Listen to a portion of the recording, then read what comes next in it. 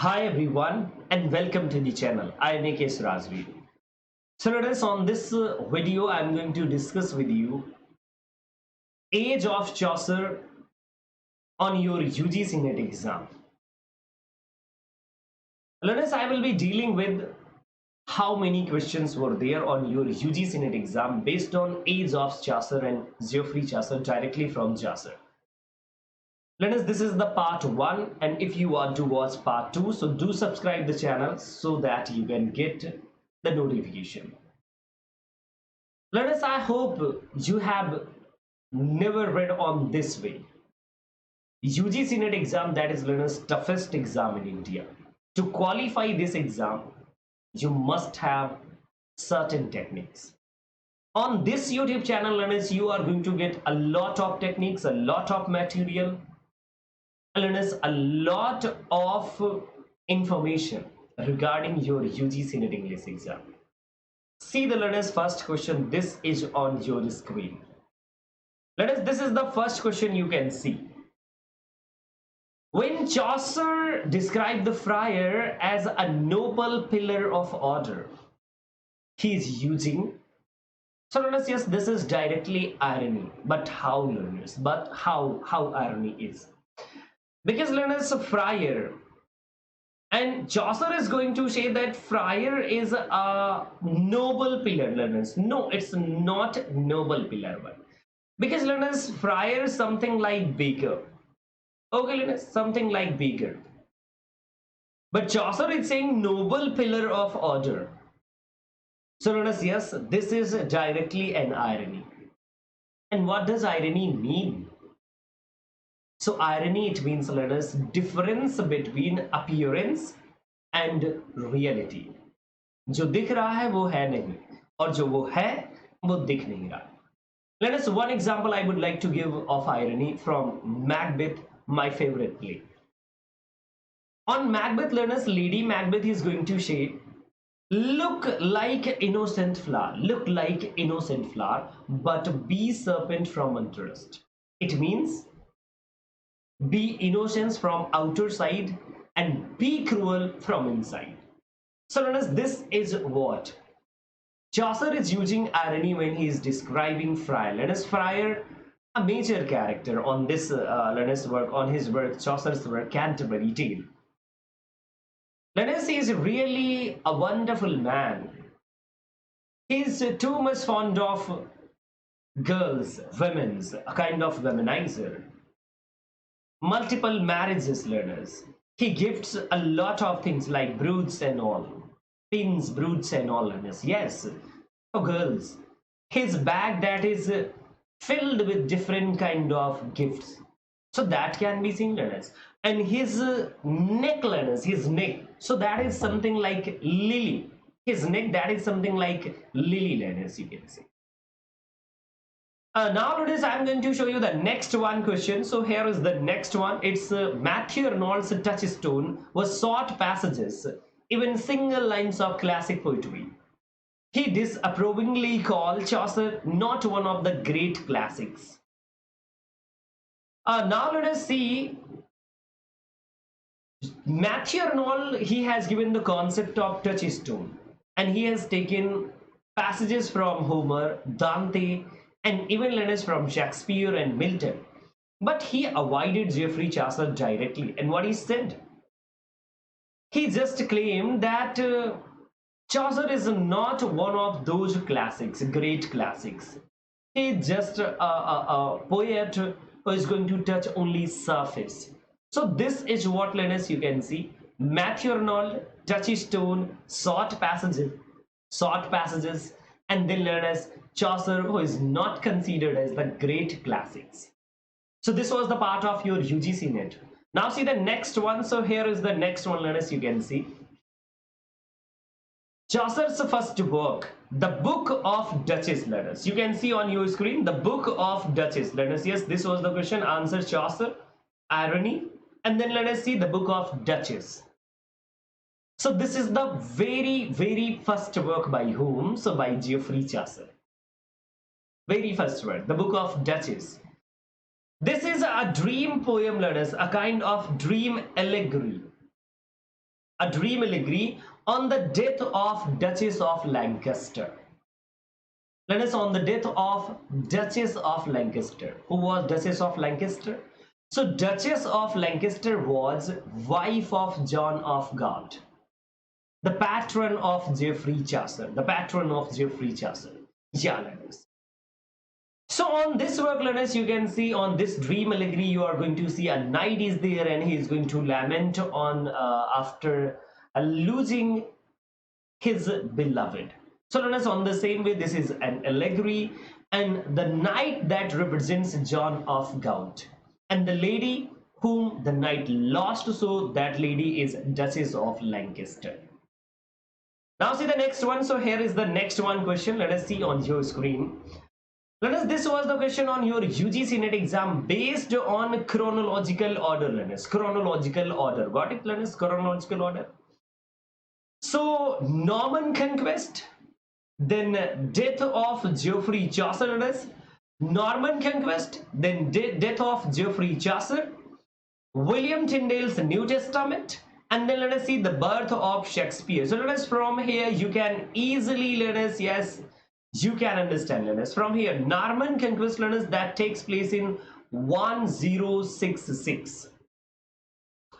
Death of Geoffrey Chaucer, so let us, exactly in 1400. And after that, learners, I have already discussed Lollards, learners, Lollards, Lollards, learners. I'm going to discuss later on my next slides. So learners, Lollards, who translated Bible, learners, Wycliffe, who translated Bible. Okay, students, so Lollards were there.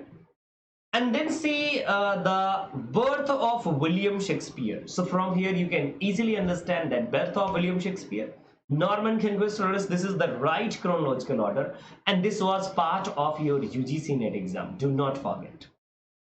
See the next one question. So here is the next one. Chaucer describes Madame Eglantine thus. In this way, Chaucer is going to describe Madame Eglantine.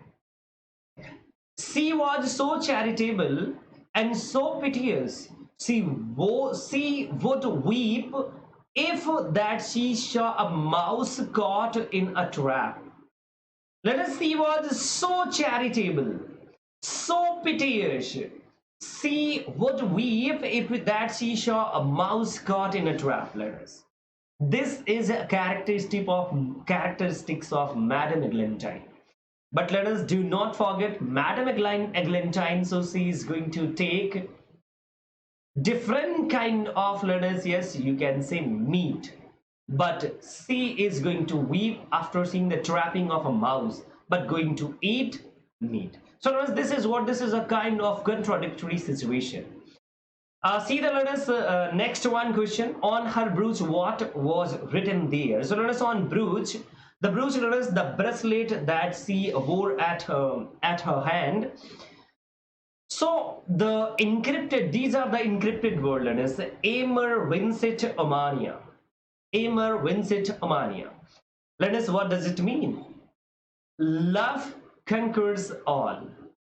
Love conquers all. So learners, this is the right thing, learners. You can see the translation of this particular word. This is a Latin word, learners. You must understand. Latin, learners. This, yes, this is the Latin sentence, and that was just written on her brooch, on her golden brooch, learners. You can see Amer vincit omnia, love conquers all. See the next one, learners, slide. So I'm going to show you the next one. So here is the next one slide, learners. See on your screen. So this is the slide, learners, on your screen here, learners. Please wait just 1 minute and I'm going to show you the slide. Please wait just 1 minute. So learners, yes, see the slide. This is the slide, learners, you can see. So one thing, learners, yeah, this was the question, learners, on your UGC NET exam based on Lollards, learners. So on my previous slide, I have already given learners, yes, one example, learners, of Lollards, because that was the time period of Reformation, and Wycliffe was there. He has written, learners, he has translated Bible into English from Latin, learners, from Vulgate to English. See, learners, so who were Lollards? So learners, Lollards were the follower of John Wycliffe. John Wycliffe was professor at University of Oxford, a theologian learners. He was a theologian, and he'd supported learners. He'd supporters so who were practicing against ill practices of church. A lot of corruption was there during Chaucer's time period on church. It may be Sumner, it may be Pardner, or it may be learners any other authority, bishop and all. So learners, you can see that a lot of corruption was there. So Wycliffe was against this kind of corruption. Learners, this was the movement associated with vernacular preaching translation of the New Testament into English. So learners, I have told you, Wycliffe was there who translated Bible into English. And challenges to the authority of priests and bishops. He challenges authority of priests and bishops too, learners. So I have already told. So this was the question on your UGC NET exam. See the next one. John Lydgate began his siege of Thebes with a prologue of 176 lines in which he imagined himself joining Chaucer's Pilgrims in Canterbury, where he speaks with the host and agrees to tell the first tale on homeward journey. The story that Lydgate tells as the pilgrims depart from Canterbury mean to be the companion piece to the Knight's Tale. Let us first of all, I would like to give a brief information about Canterbury Tale. Let us the first tale on Canterbury Tale is the Knight's Tale. This is the first tale. And John Lydgate, who was a follower of Geoffrey Chaucer, he has written a work. And let us, you are going to see the Siege of Thebes. Let us first of all have a look at the story that was told by the Knight on Canterbury Tale. So the Knight on Canterbury Tale is going to discuss a tale based on two cousins named Palamon. Learners, this is the name Palamon, Palamon, and Arcit. Learners, Arcit. So these are the two character cousins, learners, and both of them fall in love, learners, or learners, you can say attracted towards Emily, Emily, Emily. And who was Emily? So Emily was a wife of Hippolyta. Okay, learners, wife of Theseus. Theseus ki wife Hippolyta, and Hippolyta ki sister Emily. And learners, these two characters were attracted towards Emily during learners when they were in prison, learners. Yes, you must understand me. And on the same way, learners, this was the story of Siege of Thebes, because Theseus, whom widowed requested, because learners, the king of Thebes, who killed a lot of peoples, and even he discarded to give back those corpses who learners, to those women's जिनके वो husbands थे. Okay students, जिनके वो husband थे उनको देने सुनने मना कर दिया. So finally, let us, Theseus helps these women, and finally two were live, let us, Palamon and Arcit. So these two were kept in prison, and during the prison, one day, let us, Palamon first washed Emily, so he attracted towards Emily, then Arcit washed, and then let us, he used to. Finally, let us, the same story that can be seen on John Lydgate's work. So let us, this is what you can see, learners. That's why, learners, this is known as a companion piece, learners, because Lydgate is going to say that this story that deals with when they are coming back from Canterbury, learners, the cathedral that is at Canterbury, learners, where these pilgrims were going. Now see the next one question. So here is the next one. So learners, 23 pilgrims and 24 tales. This is the biggest question, learners. You must understand. Because learners, in total 29 pilgrims are there, 29 pilgrims. And then learners, one poet and then one host. So learners, it means 31. And learners, then you have canons, human 2 on this particular work. So learners, that become 32. But learners, 31 character are there on this particular work, Canterbury Tale. Finally, learners, Chaucer decided to tell 120 stories. 120 stories. Okay, students? But let us see, from here you can easily understand. From here 120 stories, learners, उन्होंने promise किया कि बस वो complete करेंगे. But finally, learners, on completed version, learners, because Canterbury Tale, that is incomplete one. Learners, incomplete. This was also a question on your UGC net exam. Canterbury Tale, that is incomplete one. So learners, 23 pilgrims and 24 tales. So how? Learners, because Chaucer's tale. Learners, Chaucer tells two tales. Two tales, learners. Okay, learners, and what is the name of those two tales, learners? Do write on comment box. I'm not going to tell. And learners, so that's why, learners, due to two tale by Chaucer, so these learners 23 pilgrims and 24 tales. Learners, out of these 24 tales, only 20 completed and 4 incomplete, learners, and this is also an incomplete work by Geoffrey Chaucer. So you must remember, this is one of the important exam points too. Let us see Geoffrey Chaucer, John Gower, and Robert Henryson. So learners, these all figures in where, learners? So I am going to tell. So these all figures in William Dunbar's The Lament for the Lament of the Makers, learners.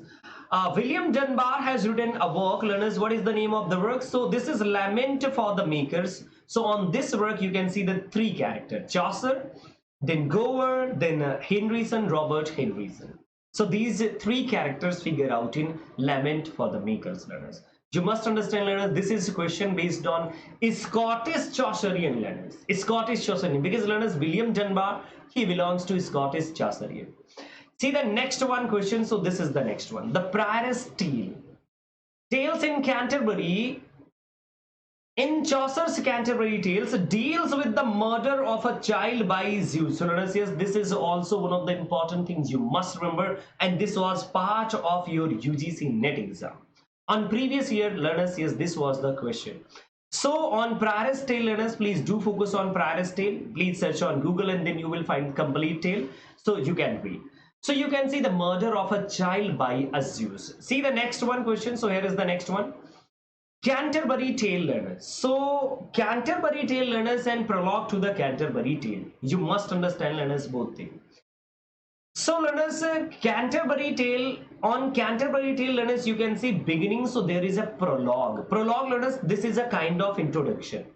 A kind of introduction. About character, about these 29 pilgrims. Chaucer is going to write something about these all 29 pilgrims.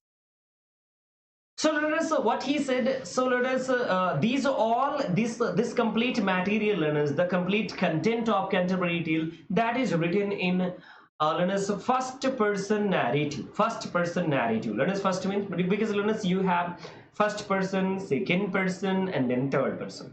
First person, learners, so I and we. Second person, so learners, you, your, yours, and third person, learners, so that is he, she, it, or any other name. So learners, the work Canterbury Tale, learners, it's a prologue, general prologue. The beginning of the work, that is written in first person narrative, learners. So Chaucer himself. Now see the next one. Chaucer's The Night Tale is the high romance told in heroic couplet. Learners, Chaucer's Night Tale. So learners, on my previous slide I have discussed about night, and learners, on here, learners, you can also see description of a night. So learners, based on a Knight's Tale, there were 2-3 questions on your UGC net exam from 2005 till 2019. So let us see the tale is written in heroic couplet. Let us, this is a tale, Siege of Thebes, learners, King Theseus is there. And then, learners, you can see the other character like Palman and Asit are also there, and Emily is there, Hippolyta is there, learners. So this is a story told by knight, learners, and he is a noble player, learners. Yes, in rank he was higher in rank, learners, among those pilgrims. Okay, so learners, yes, you can see. Now see the next one. So to Chaucer, referring to Friar, says he knew the tavern well in every town. Let us see about friar. So let us, agar friar की बात करें, so friar, let us, the work of a friar is a kind of begging, let us. But on this work, let us, on Canterbury Tale, you are going to see friar. So he is fond of women, a kind of womanizer, having multiple relation with girls and women's learners, and he used to gift a lot of things like brooches and all. So that can be seen on Friar's Tale. So According to Chaucer, the work of friar is too big. But learners, on this particular work you are going to see something is going to learners give a gift different kinds of different gifts to girls, ladies, and even learners he is also going to give a knife. His learners neck that is like lily, learners as white as lily. Bodily learners is strong but covered inside. So this is what learners, these are the characteristics of friar. So learners, he knew every tavern because learners he was fond of drink and learners for even learners drink and dance learners you can say and women's, and he knew how to play fiddle and learners a few learners steps of dance too. So these are the wonderful characteristics of friar on Canterbury Tale. John Gower was Chaucer's learners contemporary. So bilkul exactly learners learners you can say John Gower, William Langland. So these were the contemporary of Geoffrey Chaucer. John Gower, he has written Confessio Amantis, learners. Yes, Confessio Amantis. This is the work by John Gower. And see the learners, next one, the last question from the video. And wait for the next video, learners. Please do subscribe the channel. The House of Fame parodies Dante's The Divine Comedy.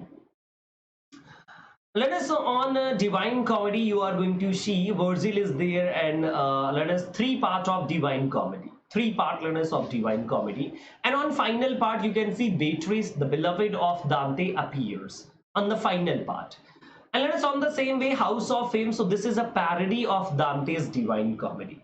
Exactly, learners. So you must remember the fact, and if you are interested to know more about the House of Fame, so do search on Google, learners, and you can also join my paid courses, learners, on Unacademy for complete guidelines so that learners you can learn everything within time, learners. I'm going to cover all the 10 units from 1 to 10 within time, learners. I'm going to give you complete material even so that you can do everything within time, learners, for both the paper 1 and paper 2. Do not forget to message me on my given number if you are interested on my paid courses. Thank you so much learners. Next class में फिर से मुलाकात होगी. तब तक के लिए नमस्कार और आप इंजॉय करते रहें.